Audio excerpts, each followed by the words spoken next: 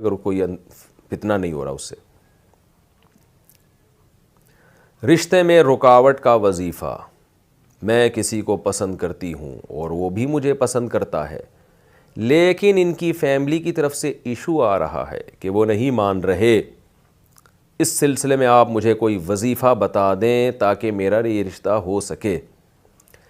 Family والوں نے آج کل اتنی بڑی کباب میں ہڈی بنے ہوئے ہیں نا مختلف گھروں میں کہ اللہ کی پناہ. میں ان فیملی والوں سے کہتا ہوں کہ تم انگریزوں کے کلچر سے عبرت حاصل کرو. وہاں لڑکا لڑکی شادی نہیں کرنا چاہتے، ماں باپ پریشان ہوتے ہیں. میرے پاس تو یورپ سے کیس آتے ہیں، ابا کہہ رہا ہوتا ہے بیٹا تو شادی کر لے، جہاں کہے گا وہاں کرا دوں گا. بیٹا کہتا ہے نہیں میں نے کرنی نہیں ہے. اور ہمارے ہاں یہاں پر کیا معاملہ ہے کہ ادھر بیٹا کہہ رہا ہے کہ میری کرا دو، وہاں پہ وہ شریف بچہ ہے تبھی تو شادی کا کہہ رہا ہے. وہ اسے لڑکی کہہ رہی ہے میری شادی کرا دو، شریف بچی ہے تبھی تو ڈیٹیں نہیں مار رہی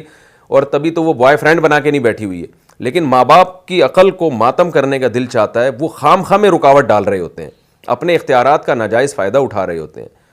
تو والدین پر یہ لازم ہے کہ لڑکی کہیں نکاح کرنا چاہتی ہے یا لڑکا کہیں نکاح کرنا چاہتا ہے تو ان کے درمیان وہ رکاوٹ نہ بنے. رکاوٹ اس وقت بنے جب وہ یہ فیصلہ کریں کہ یہ بہت ہی نامناسب ہو رہا ہے. مثال کے طور پر لڑکی نے خدا نخواستہ کسی چرسی کو پسند کیا ہوا ہے، ہیروئنچی کو پسند کیا ہوا ہے، یا بہت ہی کوئی ایسے بندے کو پسند کیا ہوا ہے جو آپ کے خاندان کے لحاظ سے کسی بھی طرح سے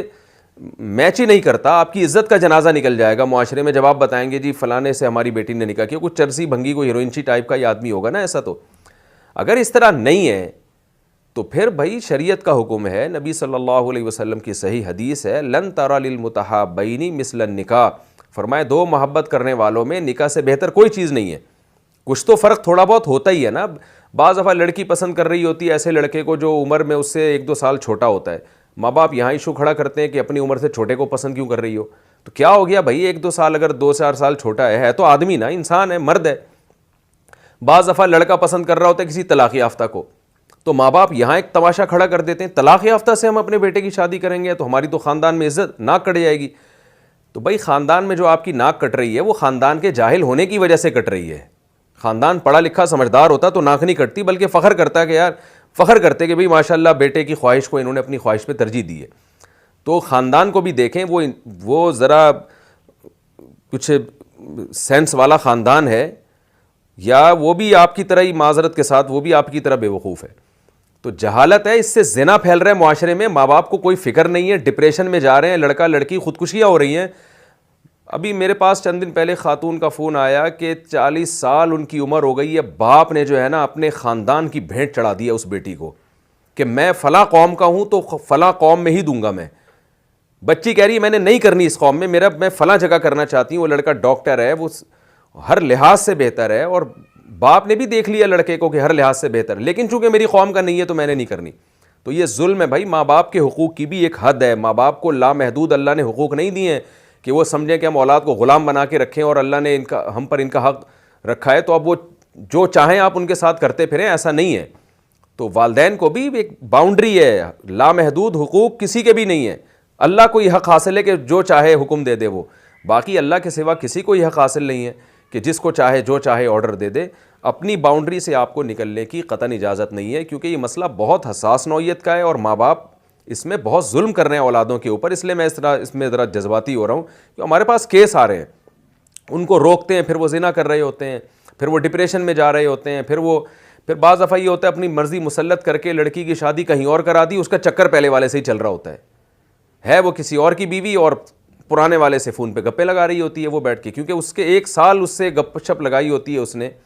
اور لڑکے کا بھی یہی حال ہے، شادی کہیں اور ہو جاتی ہے، یاد اس کو پرانی آ رہی ہوتی ہے. بیڑا غرق، میاں بیوی ایک دوسرے کو دھوکہ دے رہے ہوتے ہیں. اور پھر آپ نے اپنی بیٹی کی شادی اگر اپنی مرضی سے کرانی تھی تو پھر آپ اس کو گھر کی 4 دیواری میں رکھتے. آپ نے اس کو کو ایجوکیشن میں ایڈمٹ کروایا اس کا، جہاں وہ 10 قسم کے لڑکوں کو درجنوں قسم کے لڑکوں کو دیکھ رہی ہے، پروفیسروں کو دیکھ رہی ہے، ٹیچرز کو دیکھ رہی ہے. وہ فیصلہ ظاہر ہے اس کی بھی تو مینٹل لیول اوپر ہو رہا ہے نا، اسے بھی مردوں کا اندازہ ہو رہا ہے کہ کون کس طرح کا آدمی ہے. پھر آپ اس پہ اتنی پابندی لگا دیتے ہیں کہ اگر وہ ان میں سے کسی ایک کو سلیکٹ کرتی ہے بھی میں نے اس سے نکاح کرنا ہے تو آپ کہتے ہیں نہیں جی ہمارا شادی تو ہماری مرضی سے ہوگی. تو اگر آپ نے اپنی بچی کو اتنا زیادہ اپنی رائے اس پر مسلط کرنی تھی تو پھر آپ کو اس کو گھر کی چار دیواری میں رکھنا چاہیے تھا، جیسے پرانے زمانے میں ہوتا تھا کہ بچی نے بلوغت کی دہلیز پہ قدم رکھا، اس کو پتہ ہی نہیں، بیچاری نے مردوں کو دیکھا ہی نہیں، باپ پھر فیصلہ کرتا تھا بھائی میں اپنی بیٹی کی شادی فلاں سے کروں گا، فلاں سے کر دیتا تھا، بڑی کامیاب شادی ہوتی تھی، بچی کی زندگی میں پہلا مرد آیا ہوتا تھا جس کو شوہر کہا جاتا تھا، وہ سمجھتی تھی یہی ہے میرا مجازی اور یہی سب کچھ ہے،